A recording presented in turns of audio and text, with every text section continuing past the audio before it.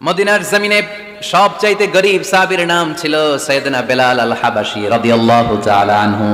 বিশ্বনবীর খাস মুয়াজ্জিন, ইথিওপিয়া থেকে ইসলামের সুশীতল ছোঁয়ায় এসে মদিনায় বিশ্বনবীর হাতে হাত রেখে কালিমা পড়ে মুসলমান হয়েছে।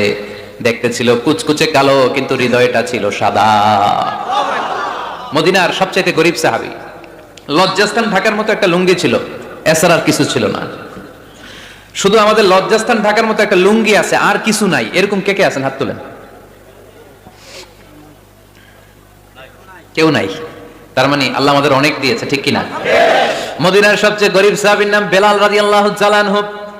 লজ্জাস্থানটা ঢাকার কাপড় ছাড়া তার কিছু ছিল না।